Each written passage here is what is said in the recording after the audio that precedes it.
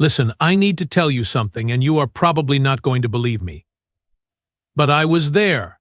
I saw it with all three of my ocular organs, and I still have trouble processing what happened that day in the Grand Assembly Hall. My name is Vork. Just Vork. No fancy titles, no impressive lineage markers, nothing special. I am a junior administrative clerk for the Galactic Council, which is basically the most boring job in the known universe. My responsibilities include taking notes during diplomatic sessions, filing reports that nobody reads, and occasionally fetching refreshments for delegates who treat me like furniture. The day everything changed started like any other Tuesday. Well, not exactly Tuesday, but you humans have infected our calendar system with your terminology, so let us just call it Tuesday for simplicity. The Grand Assembly Hall was buzzing with activity. Delegates from 47 different species had gathered for what promised to be the most contentious vote in recent memory. The issue? Whether to allow humanity full membership into the Galactic Council. Now, before you get all excited, let me explain something. Humans were kind of a joke to us. I mean, you people had only achieved faster than light travel about 30 years ago. 30 years. The Krell had been cruising through hyperspace for 12,000 years. The Vexillans? 20,000. Even the Blorps, who are basically sentient fungus colonies, had figured out warp technology 3,000 years before humans stopped hitting each other with rocks. So when Ambassador Lyra Martinez walked into that hall, you can imagine the reception she got. Actually, no, you probably cannot imagine it. Let me paint you a picture. The Krell delegation, led by High Commander Thorax, started laughing, not like polite chuckling. I am talking full-on, gasping for air, slapping their exoskeletons, kind of laughing. The Vexillans, who normally maintained this insufferable air of superiority, actually cracked smiles. Even the Blorps were rustling in what I can only describe as mycelial amusement. Ambassador Martinez stood at the entrance, 5 feet and 4 inches of pure human determination, wearing a simple black suit that looked absolutely ridiculous next to the elaborate ceremonial armor and flowing robes of the other delegates. Her hair was pulled back in a no-nonsense bun. She carried a single data pad. No entourage, or no fancy hover platform, no intimidating battle scars or impressive tentacles. She looked, and I hate to say this, completely ordinary. High Commander Thorax was the first to speak. His voice boomed through the chamber, amplified by the natural resonance of his chitinous throat structure. Ah, yes, the human representative. We were beginning to think you got lost on the way here. These corridors can be quite confusing for species that still navigate primarily by sight. More laughter. Even I felt a slight tremor of amusement, though I quickly suppressed it. It was not professional. Ambassador Martinez just smiled. It was a small smile, barely noticeable, but I caught it. I was sitting close to the main floor, frantically setting up my recording equipment, and I had a good view of her face. That smile should have been a warning. It was the kind of smile a predator makes right before it strikes. But nobody else seemed to notice. The session began with Protocol Master Zelvin, a Vexillan with more titles than sense, droning on about parliamentary procedure.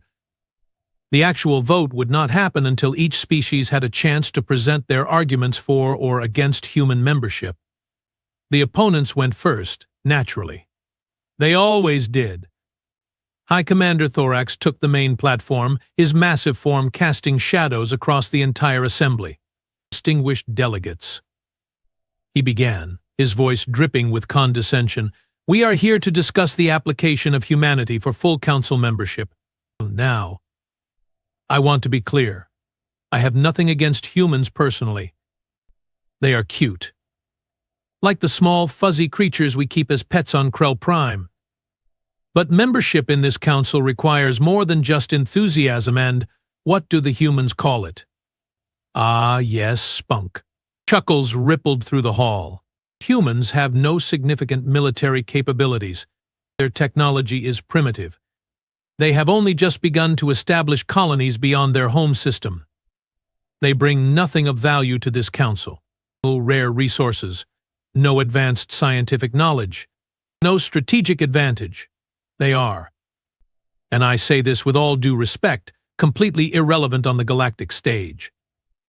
He paused for effect, his mandibles clicking together in what passed for a Krell smile. The only reason we are even having this discussion is because they asked nicely. And we, being civilized beings, we did not want to hurt their feelings by saying no outright. But let us be honest with ourselves. Granting humans full council membership would be like giving voting rights to a particularly clever insect. Amusing, perhaps, but ultimately pointless. The applause was thunderous. Delegates from across the hall stood in approval, their various appendages waving in agreement. Ambassador Martinez sat quietly at the human delegation table, which was notably smaller than everyone else's. She had not moved, had not reacted.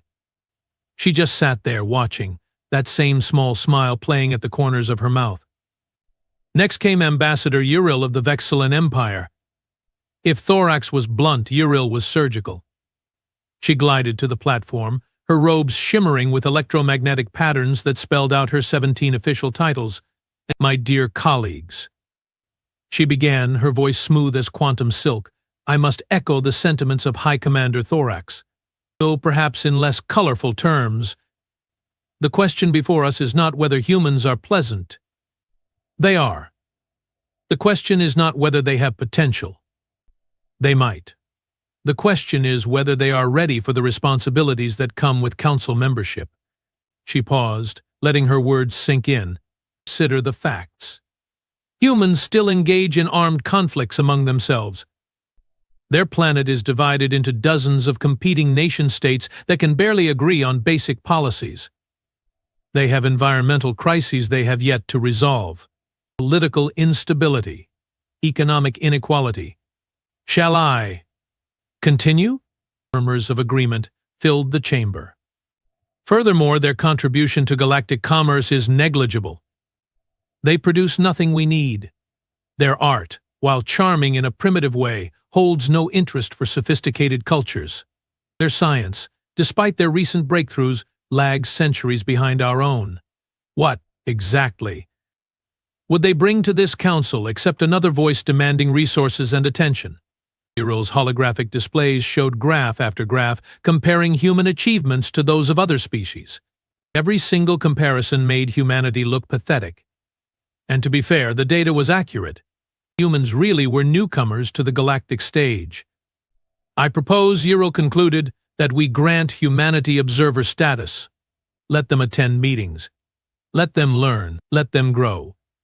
But full membership, that requires more than simply existing in space. That requires actually mattering. The applause this time was even louder. I noticed several delegates nodding enthusiastically, already convinced. Then came the Blorp delegation. Now, Blorps do not speak in the traditional sense.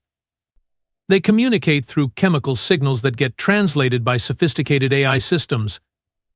Their representative, a particularly large fungal cluster named Spore Collective 7, released a cloud of pheromones that the translation matrix rendered as follows. Humans smell funny. Vote no. Surprisingly effective argument, actually.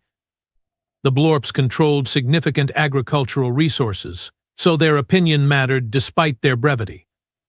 After 2 more hours of presentations, all varying degrees of insulting, it was finally humanity's turn to make their case. Protocol Master Xelvin called out in his nasally voice. The chair recognizes the human delegation. Ambassador Martinez, you have 30 minutes to present your argument for council membership. Please be concise. I watched Ambassador Martinez stand up. She moved slowly, deliberately, making her way to the central platform. She placed her datapad on the speaker's podium, then just stood there for a moment, looking around the hall. The silence was deafening. My Commander Thorax leaned over to one of his aides and whispered, loudly enough for half the hall to hear. Maybe she forgot her speech. Laughter again. Always laughter. Ambassador Martinez finally spoke. Her voice was quiet at first, so quiet that the audio systems had to amplify it. But there was something in that voice, something I could not quite identify. Thank you, Protocol Master Xelvin, for this opportunity. And thank you to all the distinguished delegates who have so eloquently explained why humanity does not deserve a seat at this table. She paused. You are absolutely right. Wait, what?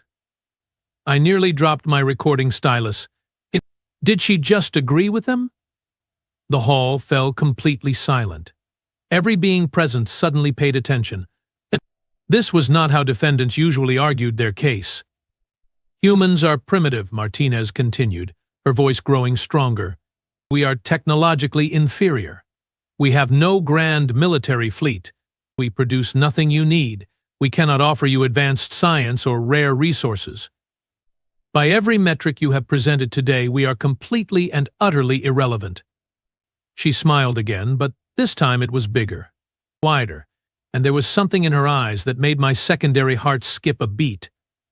So let me tell you what we can offer instead. She tapped her datapad, and suddenly the entire hall's display system flickered to life. Images appeared on every screen. Not graphs, not statistics. Something else entirely. Human faces. Thousands of them. Millions. This is Station Theta 9, you all know it. That mining operation in the Kelvin belt that nobody wanted because the ore deposits are too deep and the gravity wells too unstable. 16 different species tried to extract those resources. 16 species failed. Then humans showed up. The images shifted, showing massive mining equipment, clearly cobbled together from parts of 12 different alien technologies. We did not have the right tools. We did not have the proper training. We definitely did not have the funding. But you know what we had. She let the question hang in the air. We had Maria Lopez, a mining engineer from Earth who looked at your impossible gravity wells and said, "What if we stop trying to fight the gravity and start using it?"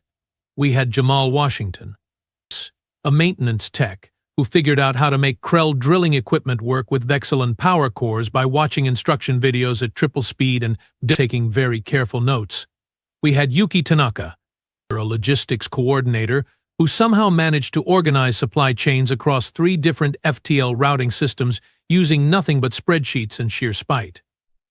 The images continued cycling through human faces. Each one looked tired, dirty, and absolutely determined. Station Theta 9 is now the most productive mining operation in the sector. It employs workers from 23 different species. The ore we extract feeds manufacturing plants across 15 star systems. And every single credit of profit gets split fairly among the workers. Because that is what humans do when we build something. We share. High Commander Thorax shifted uncomfortably in his seat. Ambassador Martinez was not done. This is the medical station on Praxis 4. You remember Praxis 4, right? That colony world where a bacterial outbreak killed 3,000 Krell colonists before anyone could figure out what was happening. More images. This time showing human doctors and nurses working alongside alien medical staff. Your scientists said the bacteria was too complex to synthesize a cure quickly. They said it would take years of research. They said we should just evacuate the planet and let it burn. Her voice hardened. Dr. Rachel Kim said no. She and her team of human medical researchers locked themselves in a lab for 72 hours straight, barely sleeping, barely eating. And they cracked it. Not through superior technology. Not through advanced AI modeling. They did it by trying every single possible combination of compounds until something worked. Brute force applied to a problem nobody else cared enough to solve. The images showed Krell's survivors, healthy and alive. Those 3,000 colonists you were ready to abandon, they have families now, children, grandchildren. All because humans are too stubborn to accept impossible odds. I noticed several Krell delegates were no longer laughing. In fact, High Commander Thorax looked distinctly uncomfortable, his mandibles clenched tight. But Martinez was just getting started, and I had a sinking feeling that the next 25 minutes were going to be very, very interesting. Ambassador Martinez was on a roll now, and the atmosphere in the Grand Assembly Hall had shifted from mocking amusement to something else entirely. Uncomfortable attention, maybe? I frantically took notes, my 3 fingers cramping from the speed of my transcription. "This is colony ship Perseverance," Martinez continued, and the screen shifted again to show a massive vessel, clearly damaged, listing in space near a red dwarf star. "You all received the distress call 6 months ago. A Vexilon passenger liner carrying 12,000 civilians suffered catastrophic engine failure in the middle of nowhere. No nearby stations. No rescue ships in range. Everyone on board had maybe 48 hours before life support failed." I remembered that incident. The Vexilon Empire had scrambled their fastest rescue vessels, but even they would not arrive in time. It had been all over the news feeds. A tragedy waiting to happen. "The Perseverance was 3 weeks away," Martinez said quietly. "It's a human colony ship, barely 2 years into a 5-year voyage, full of families heading to establish a settlement on New Terra." The captain, James McKinley, received the distress call and had a choice to make. The images showed the interior of the colony ship. Families, children, people who had invested their entire lives into this journey. If the Perseverance diverted to help, they would burn through supplies they could not replace. They would delay their mission by months, maybe years. They would put their own colonists at risk. Any rational species would have done the math and said, "Sorry, we cannot help. Too costly. Too risky. Not our problem." She paused, looking directly at Ambassador Uriel. Captain McKinley took exactly 4 seconds to make his decision. 4 seconds. Then he turned that ship around, pushed the engines past recommended safety limits, and got there with 11 hours to spare. His crew worked non-stop for 3 days to repair the Vexilon engines using parts they scavenged from their own ship. Parts they needed. Parts they will never get back. The screens now showed Vexilon civilians being transferred, alive and well, to rescue vessels that finally arrived. 12,000 Vexilons went home to their families that day. And you know what Captain McKinley said when the Vexilon Empire offered him compensation? He said, "Keep your money. Just promise me you will do the same for someone else someday." I glanced at Ambassador Uriel. Her electromagnetic patterns had stopped displaying her titles.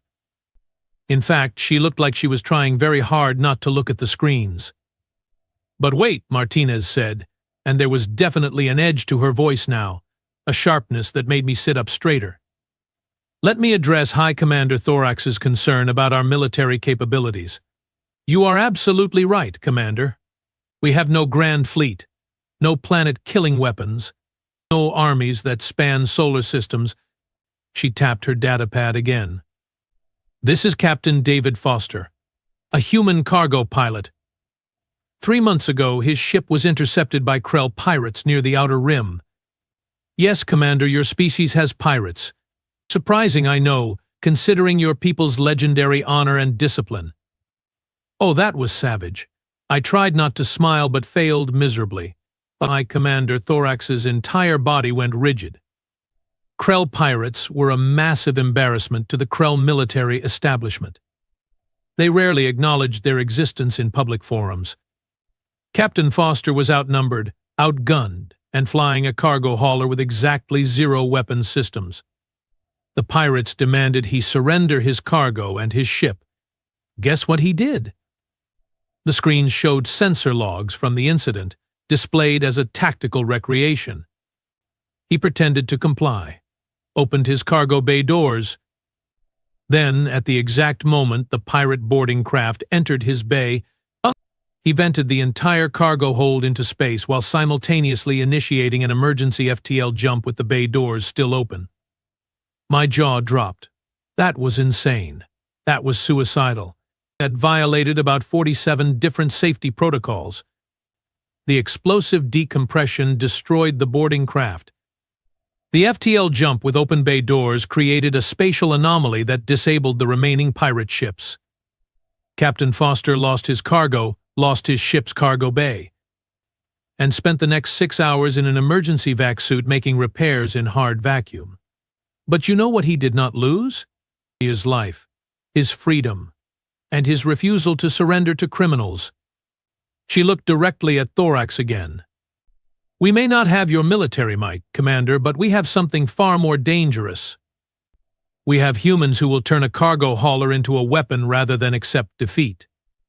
The silence in the hall was absolute. You could have heard a quantum particle decay. Martinez was not finished. Now, let me address the Blorp delegation's concern. You said humans smell funny. Fair point. We probably do, from your perspective. Our biochemistry is different. Our pheromone signatures make no sense to you.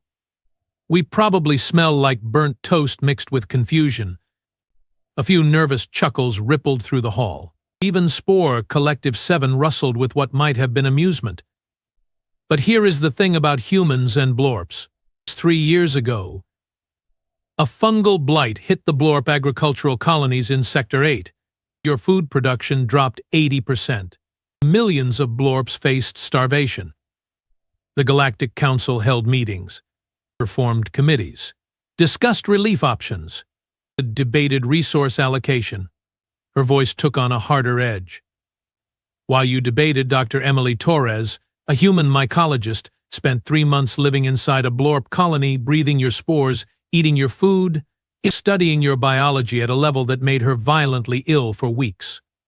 She isolated the blight pathogen, engineered a counteragent using modified earth fungi, and deployed it across all infected colonies in half the time your own scientists said was possible. The screens showed Dr. Torres, looking exhausted and covered in some kind of bioluminescent fungal growth, but smiling. She still smells funny to you, I am sure. But she saved millions of your people, while the council argued about procedure. Spore Collective 7 released a burst of pheromones. The translation came through as point taken. Ambassador Martinez walked away from the podium, pacing slowly across the platform. When she spoke again, her voice was softer, but somehow more intense. You want to know what humanity brings to the Galactic Council? Fine, I will tell you. We bring stubbornness. We bring creativity. We bring this absolutely irrational refusal to accept that something cannot be done just because nobody has done it before. We look at your impossible problems and think, well, that sounds like an interesting challenge. She stopped pacing and turned to face the entire assembly. Every species in this hall achieved greatness through different paths. The Krell through military discipline and honor, the Vexillans through scientific progress and cultural refinement, and the Blorps through biological adaptation and collective intelligence. All valid, all impressive, but you all reached a plateau. You stopped growing because you became comfortable. You have rules for everything, procedures for every situation, and when something does not fit your rules, you ignore it.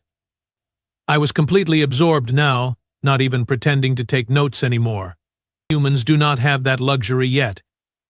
We are still too new, too raw, too desperate to prove ourselves. So when we see a problem, we do not check the rule book first. We do not form a committee. We do not debate the historical precedents.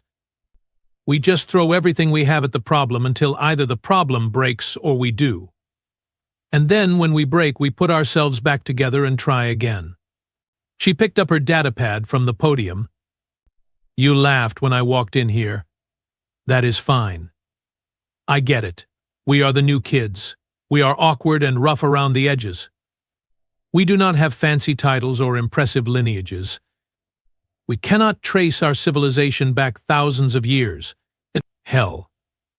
We barely got off our planet without blowing ourselves up in the process. A few delegates actually nodded at that. It was true. Human history was violent and messy. But here is what you should consider before you vote. Right now, at this very moment. There are humans working in 43 different star systems, not just human colonies, systems belonging to other species.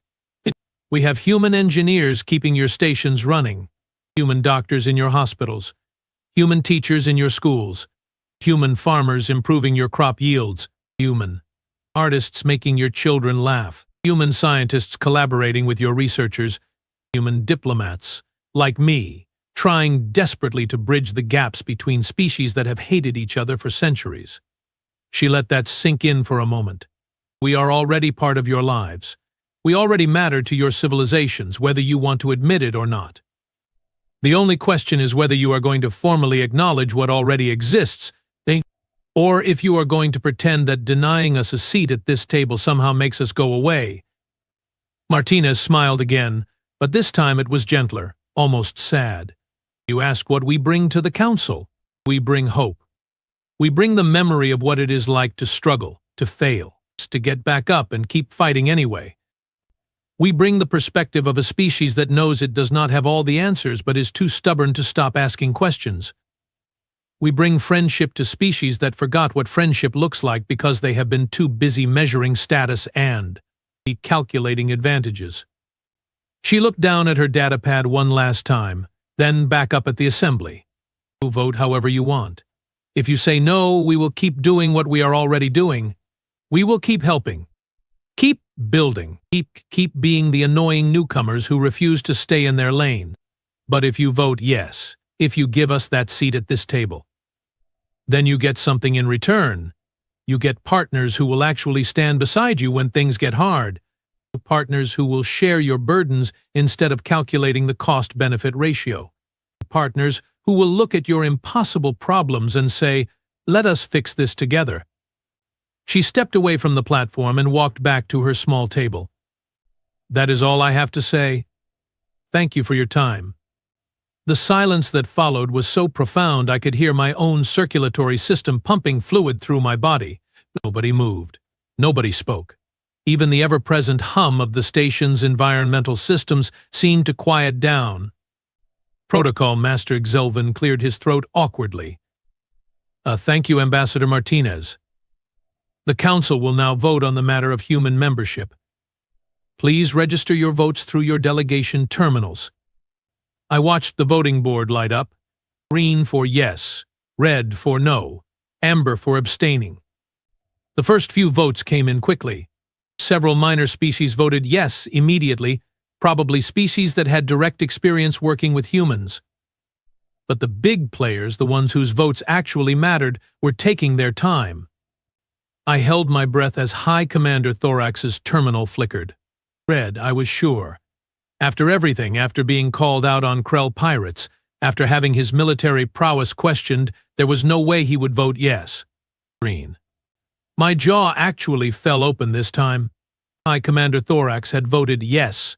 Ambassador Yril was next. Her terminal glowed amber for a long moment, and I thought she would abstain just to avoid making a decision. Then it switched to green. Spore Collective 7's vote came through as green as well, accompanied by a pheromone burst that translated to, "Humans smell like potential."